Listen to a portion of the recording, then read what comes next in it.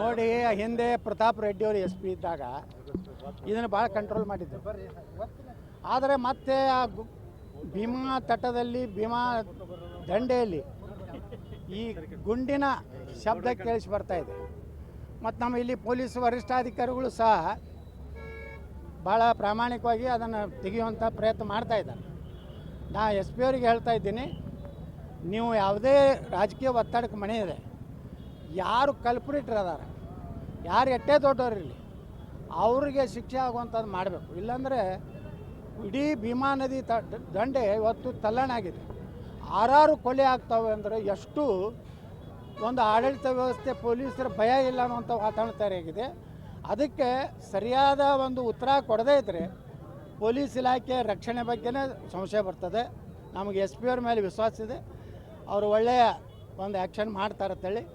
ಇನ್ನು ಮುಂದೆ ಮನುಗುಳಿ ಬ್ಯಾಂಕ್ ದರೋಡೆ ಆಯಿತು, ಚರ್ಚಣೆ ಬ್ಯಾಂಕ್ ದರೋಡೆ ಆಯಿತು ಅಂದ್ರೆ ಇದು ಏನಾಗಿದೆ ಅಂದರೆ ಆಡಳಿತ ವೈಫಲ್ಯ.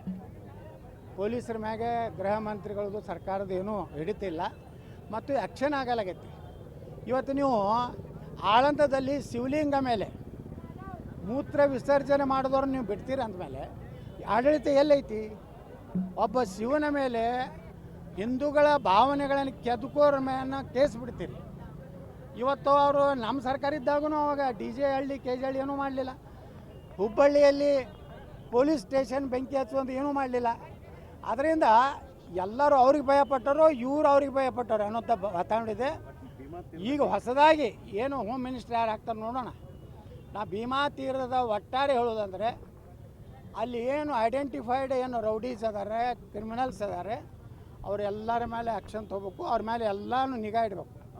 ಅವ್ರ ಮೇಲೆ ಇದು ಇಡಬೇಕು, ಏನು ಈ ಕಣ್ಣು ಯಾವಾಗಲೂ ಕಣ್ಣು ಇಡಬೇಕು. ಮತ್ತು ಅವ್ರ ಮೊಬೈಲ್ಗಳ ಯಾವ ಲೊಕೇಶನ್ದಾಗ ಅದಾರೆ, ಏನು ಮಾಡಿ ಪ್ರತಿಯೊಂದೂ ಟ್ರೇಸ್ ಮಾಡಬೇಕು. ಯಾಕಂದ್ರೆ ಇಲ್ಲಾಂದರೆ ಇವತ್ತು 6 ಜನ ಪಾಪ ಇವತ್ತು ಭಾಳ ಹೀನಾಯ ಕೊತ್ತಾರೆ. ಅವ್ರು ನೋಡಿಬಿಟ್ರೆ ಭಯ ಬರ್ತದೆ. ಆ ರೀತಿ ಕಬ್ಬಿನ ಕಡಿತ ಮಾಡುವಂಥದ್ರಲ್ಲೇನು ಹೊಡೆದಾರೆ.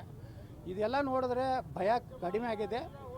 ಈ SP ಅವರು ಕಠಿಣ ಕ್ರಮ ಕೈಗೊಳ್ಬೇಕಾದ್ರೆ ವಿನಂತಿ ಮಾಡ್ತಾರೆ ನಿಶ್ಚಿತವಾಗಿ. ಹೌದೌದು. ಈ ಪೊಲೀಸ್ ಇಲಾಖೆ ಬಗ್ಗೆನೇ ನಮ್ಮ SP ಅವ್ರ ಬಗ್ಗೆ ನಮ್ಮದು ವಿಶ್ವಾಸ ಇದೆ. ಅವ್ರು ಏನು ಕ್ರಮ ತೊಗೋತಾರೆ, ತೊಗೊಲಿಲ್ಲ ಅಂದ್ರೆ ಮುಂದೆ ನಮ್ದು ಐತಲ್ಲ, ಮತ್ತು ವಿರೋಧ ಪಕ್ಷದ ಕೆಲಸ ನಾವು ಮಾಡ್ತೀವಿ.